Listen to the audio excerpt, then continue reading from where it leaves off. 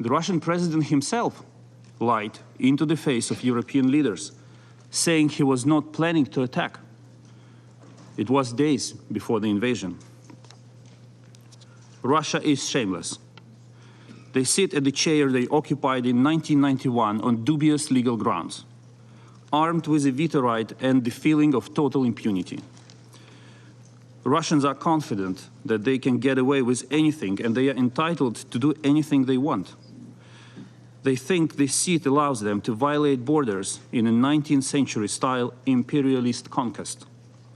They think it allows them to shell nuclear power plants and seize them. They think it allows them to unleash missile terror on civilians and critical infrastructure. They think it allows them to threaten the world with the use of nuclear weapons. They must be held accountable for all of this. The issue of responsibility is central to the debate. We need to ensure that behavior like this is punishable. Otherwise, every force in the world, every evil force in the world, will be tempted to follow in Russia's footsteps. I don't need to remind anyone at this table how many forces on the planet would like to question the borders of their neighbors. If Russia can do this, why can't they? Today, we're talking not only about Ukraine and Russia. The global security crisis we all face is so much larger.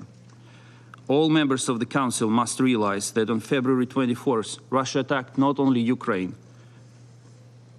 it dealt a deadly blow to the very foundations of the United Nations Charter.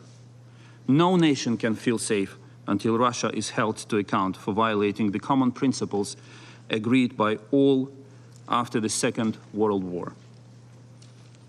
Russia does not care for them, but there are 192 other UN member states, nations of Asia, the Pacific, Africa, the Middle East, Latin America, and Europe are all interested in upholding the UN Charter today.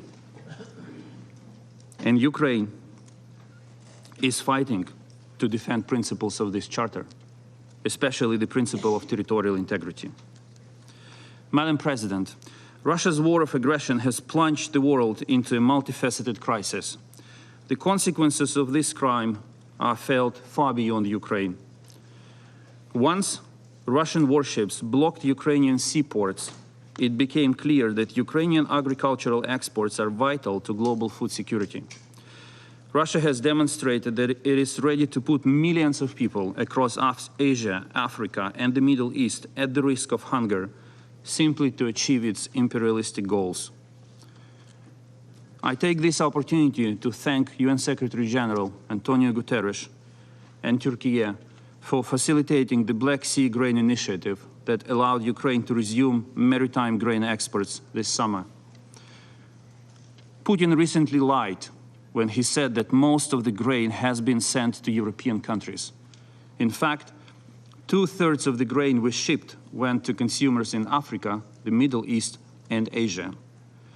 The resumption of Ukrainian exports has tamed food prices and allowed to ease the acute food insecurity, especially for those most vulnerable. Today, the Black Sea Grain Initiative is under threat. Russian officials are questioning the effectiveness of the corridor and might prepare to block the extension of the initiative once the agreed 120 days are over in November. We must not allow Russia to resume its hunger games with the world. I therefore urge all nations, especially those depending on Ukrainian food exports, to put maximum public and diplomatic pressure on Moscow, demanding to keep the Black Sea Grain Corridor functioning in November and beyond. We need to protect the vital grain initiative together.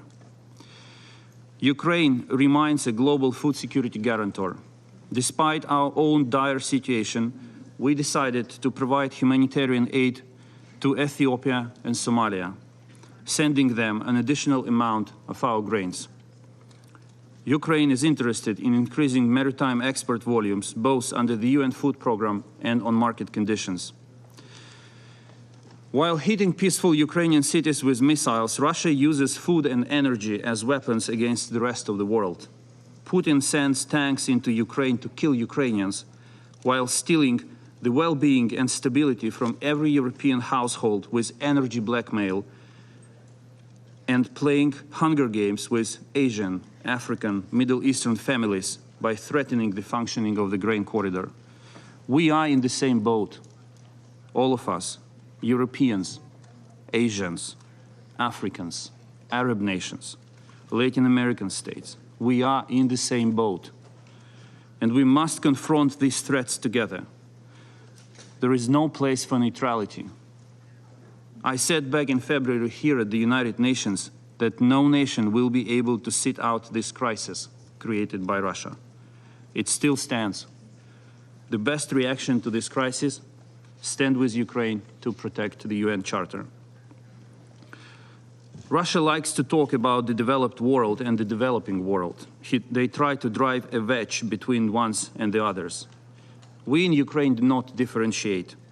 All people deserve a normal life, safety, stability, and confidence. But we must stay united to stop Russia's blackmail and the war on humanity it launched.